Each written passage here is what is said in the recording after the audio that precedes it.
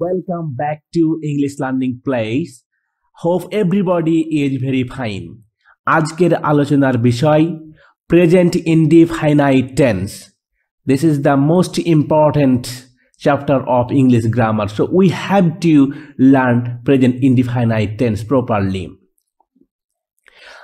আলোচ্য বিষয় কি বিষয় নিয়ে এই লেকচারটি সাজানো হয়েছে তা হলো sentence making procedure and explanation.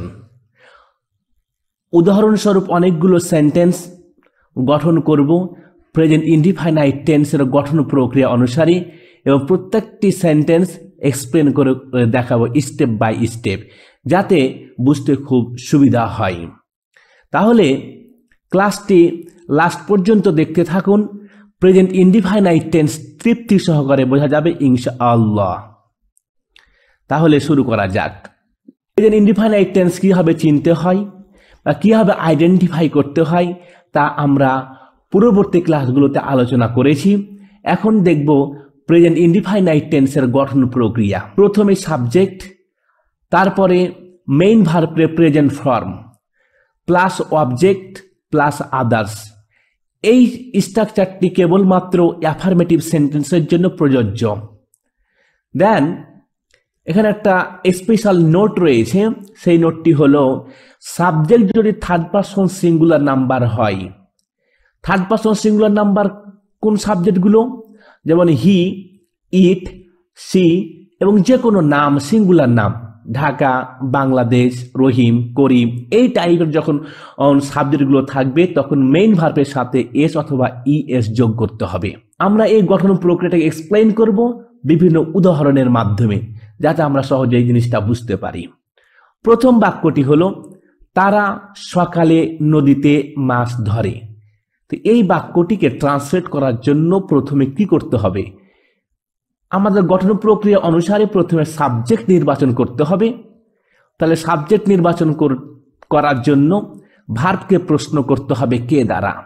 এখানে কে বা কারা মাছ ধরে? উত্তর হলো তারা, যার ইংলিশ হলো দেই। সুতরাং তারা অথবা দেই হলো এই বাক্যের সাবজেক্ট। 2 নম্বর হিসেবে টেন্স অনুসারে অক্সিলিয়ারি ভার্বকে ব্যবহার করতে হবে। তো এখানে ভার্ব হলো ধরে, তো এখানে ধর প্লাস এ ইকুয়াল টু ধরে, তাহলে মেইন ভার্বের সাথে এ থাকায় ইহা প্রেজেন্ট ইনডিফাইনাইট টেন্স এবং ইহা অ্যাফার্মেটিভ সেন্টেন্স, অতএব অক্সিলিয়ারি ভার্ব নেই, তার জন্য এখানে লেখা হয় নাই অক্সিলিয়ারি ভার্ব।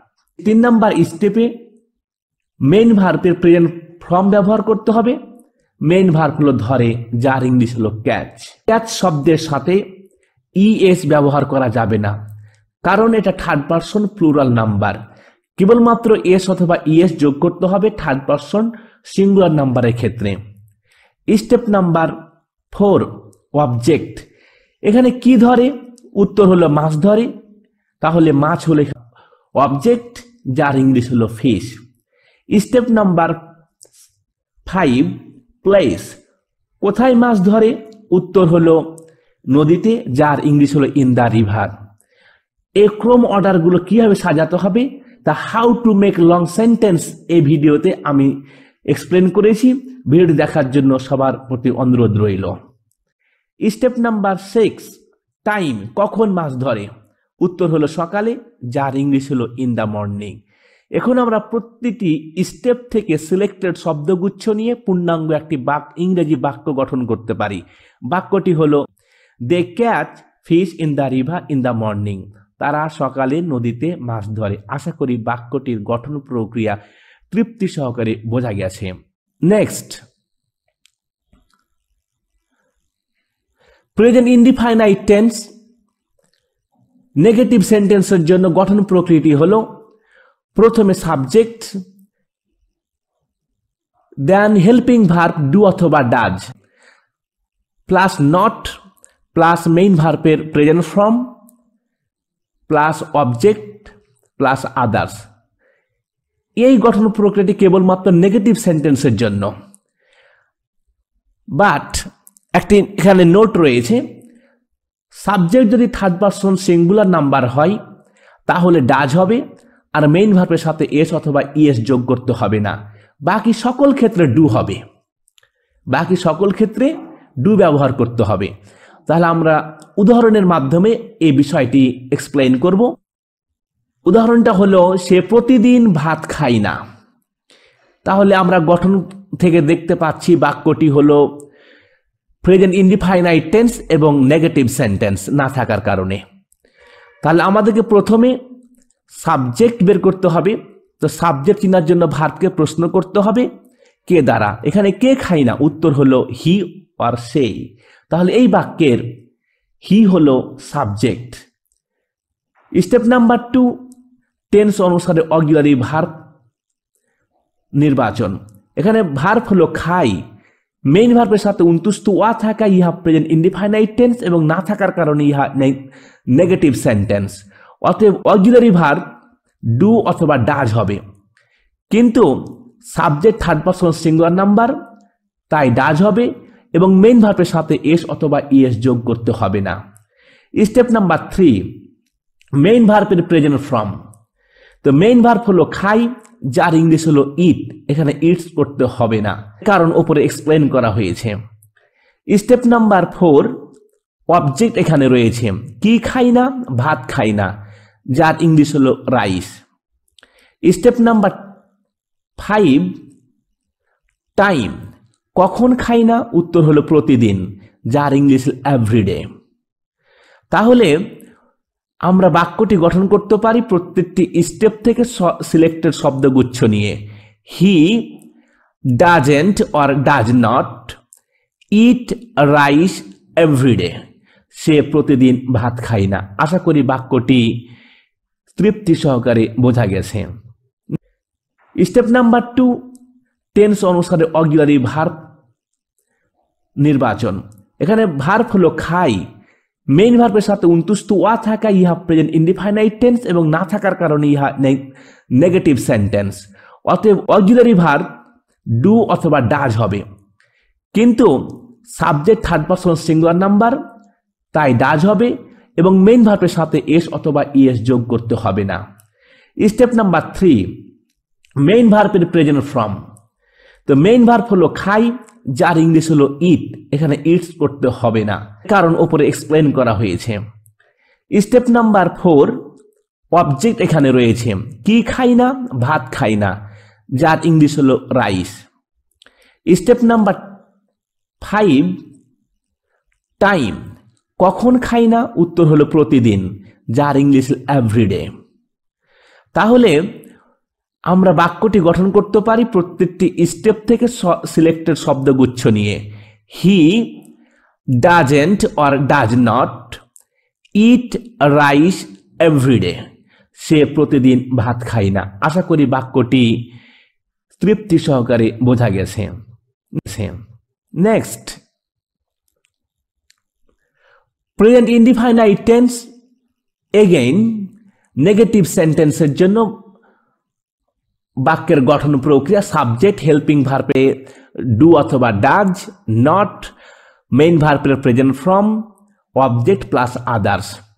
নোটটি হলো সাবজেক্ট যদি থার্ড পারসন সিঙ্গুলার নাম্বার হয় তাহলে ডাজ হবে এবং মেইন ভার্বের সাথে এস অথবা ইএস যোগ করতে হবে না। বাকি সকল ক্ষেত্রে ডু ব্যবহার করতে হবে। তাহলে আমি প্রতিদিন বাজার যাই না, না থাকায় এবং মেইন ভার্ব যাই এর সাথে উন্তুষ্ট থাকায় আমরা এটা ধরে নিতে পারি প্রেজেন্ট ইনডিফাইনাইট টেন্স। এই বাক্যটিকে ট্রান্সলেট করতে হলে প্রথমে সাবজেক্ট বের করতে হবে। সাবজেক্ট বের করার জন্য ভার্বকে প্রশ্ন করতে হবে কে দ্বারা। এখানে কে বাজার যায় না, উত্তর হলো আমি, যা হলো এই বাক্যের সাবজেক্ট। স্টেপ নাম্বার 2, টেন্স অনুসারে হেল্পিং ভার্ব নির্বাচন। এখানে ভার্ব হলো যাই, মেইন ভার্বের সাথে উন্তুষ্ট থাকায় ইহা প্রেজেন্ট ইনডিফাইনাইট টেন্স। ইহা এবং ই না থাকার কারণে ইহা নেগেটিভ সেন্টেন্স। অতএব এক্ষেত্রে হেল্পিং ভার্ব ডু অথবা ডাজ হবে, কিন্তু subject first person singular number, তাই ডু হবে এবং না এর কারণে নট হবে। তাহলে ডু নট অথবা ডোন্ট। মেইন ভার্বের সাথে এস অথবা ইএস যোগ করতে হবে না, কেবলমাত্র এস অথবা ইএস যোগ হবে থার্ড পারসন সিঙ্গুলার নাম্বারের ক্ষেত্রে। স্টেপ নাম্বার 3, মেইন ভার্বের প্রেজেন্ট ফর্ম। মেইন ভার্ব হলো যাই, যার ইংলিশ গো, গোজ হবে না। স্টেপ নাম্বার 4, কোথায় যাই না, উত্তর হলো বাজারে, যার ইংলিশ হলো টু মার্কেট, মার্কেটের দিকে। স্টেপ নাম্বার 5 টাইম, কখন যাই না, উত্তর হলো প্রতিদিন, যার ইংলিশ হলো এভরিডে। এখন আমরা প্রত্যেকটি স্টেপ থেকে সিলেক্টেড শব্দগুচ্ছ নিয়ে আমরা একটা ইংরেজি বাক্য গঠন করতে পারি। I don't or I do not go to market every day, আমি প্রতিদিন বাজারে যাই না। আশা করি বাক্যটি তৃপ্তি সহকারে বোঝা গেছে। এখন আমরা ইন্টারোগেটিভ সেন্টেন্সের জন্য প্রেজেন্ট ইনডিফাইনাইট টেন্সের গঠন প্রক্রিয়া দেখব।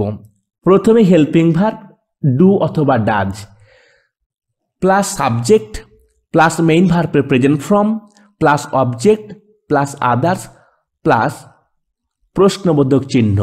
অবশ্যই অবশ্যই ইন্টারোগেশন স্যাম্পল আমাদেরকে ব্যবহার করতেই হবে বাক্যের শেষে। একটি নোট রয়েছে, সাবজেক্ট যদি থার্ড পারসন সিঙ্গুলার নাম্বার হয় তাহলে ডাজ হবে এবং সেই সাথে মেইন ভার্বের সাথে এস অথবা ইএস যোগ করতে হবে না, বাকি সকল ক্ষেত্রে ডু ব্যবহার করতে হবে। আমরা উদাহরণটা দেখি। সে কি প্রতিদিন ভাত খায়, কি থাকার কারণে এই বাক্যটি হয়ে গেছে ইন্টারোগেটিভ। তো এই বাক্যটিকে ট্রান্সলেট করতে হলে প্রথমে আমি হেল্পিং ভার্ব ডু অথবা ডাজ বের করতে হবে। তো দেখি টেন্স অনুসারে অক্সিলারি ভার্ব, এখানে ভার্ব হলো খাই, মেইন ভার্বের সাথে উন্তুস্তোয়া থাকা ইহা প্রেজেন্ট ইনডিফাইনাইট টেন্স এবং ইহা ইন্টারোগেটিভ সেন্টেন্স। অতএব এক্ষেত্রে অক্সিলারি ভার্ব হবে ডু অথবা ডাজ, কিন্তু subject third person singular number হওয়ার কারণে অক্সিলারি ভার্ব হবে ডাজ এবং মেইন ভার্বের সাথে এস অথবা ইএস যোগ করতে হবে না। স্টেপ নাম্বার 2 হলো সাবজেক্ট। তো সাবজেক্ট বের করার জন্য মেইন ভার্ব খাইকে আমাদেরকে প্রশ্ন করতে হবে কে খাই, উত্তর হলো হি অথবা সে, তাহলে এই বাক্যের হি হলো সাবজেক্ট। স্টেপ নাম্বার 3 মেইন ভার্বের প্রেজেন্ট ফর্ম, এখানে মেইন ভার্ব হলো খাই, তাহলে যার ইংলিশ হলো ইট, ইটস হবে না। ইটস কেন হবে না, উপরে এক্সপ্লেইন করা হয়েছে। স্টেপ নাম্বার 4 অবজেক্ট কি খাই, উত্তর হলো ভাত, যার ইংলিশ হলো rice. Time, step number 5 time, কখন খাই না, উত্তর হলো প্রতিদিন, যার ইংলিশ হলো এভরিডে। তাহলে সে কি প্রতিদিন ভাত খাই না, এর সঠিক ট্রান্সলেশন হলো does he eat rice everyday, সে কি প্রতিদিন ভাত খাই না। আশা করি বাক্যটি তৃপ্তি সহকারে বোঝা গেছে। নেক্সট, আবার ইন্টারোগেটিভ সেন্টেন্সের জন্য প্রেজেন্ট ইনডিফাইনাইট টেন্সের গঠন প্রক্রিয়া। হেল্পিং ভার্ব সবার প্রথমে প্লাস সাবজেক্ট প্লাস মেইন ভার্বের present form plus object plus others plus interrogation চিহ্ন। এবং একটি নোট হলো, সাবজেক্ট যদি থার্ড পারসন সিঙ্গুলার নাম্বার হয় তাহলে ডাজ হবে আর মেইন ভার্বের সাথে এস অথবা ইএস যোগ করতে হবে না, বাকি সকল ক্ষেত্রে ডু হবে। আমি বারবার এই বাক্যটি বলতেছি কারণ এটা খুবই একটা ইম্পর্টেন্ট বাক্য। আমরা প্রেজেন্ট ইনডিফাইনাইট টেন্স গঠনের সময় এই জিনিসটাই আমরা বেশি ভুল করে থাকি। উদাহরণ, তুমি কি প্রতিদিন বাজারে যাও, তুমি কি প্রতিদিন বাজারে যাও, জিজ্ঞেস করা হচ্ছে তুমি কি প্রতিদিন বাজারে যাও।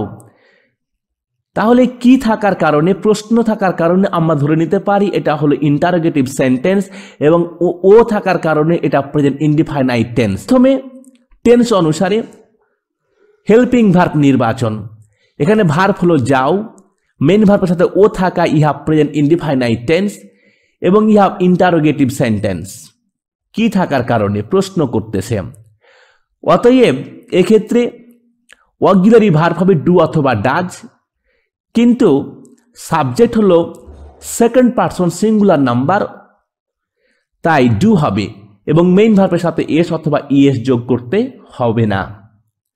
স্টেপ নাম্বার 2 সাবজেক্ট নির্বাচন। সাবজেক্ট নির্বাচন করার জন্য ভার্বকে প্রশ্ন করতে হবে কে দ্বারা, এখানে কে যায়, উত্তর হলো তুমি, সুতরাং এখানে তুমি হলো এই বাক্যের সাবজেক্ট। স্টেপ নাম্বার 3 মেইন ভার্বের প্রেজেন্ট ফর্ম, মেইন ভার্ব হলো যাও, যার ইংলিশ হলো গো, গোজ হবে না। কেন গোজ হবে না, উপরে এক্সপ্লেইন করা হয়েছে। স্টেপ নাম্বার 4 প্লেস, কোথায় যাই না, উত্তর হলো বাজারে, যার ইংলিশ হলো টু মার্কেট।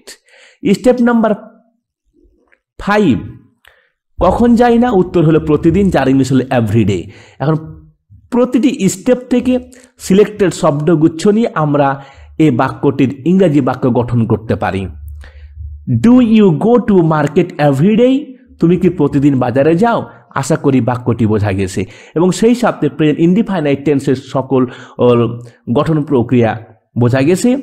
যদি আমার এই ক্লাসটি আপনাদের অতি সামান্য উপকারে আসে তাহলে like, comment and share with your friends who want to learn English. এবং যারা আমার চ্যানেলটি সাবস্ক্রাইব করেছেন তাদেরকে অসংখ্য ধন্যবাদ।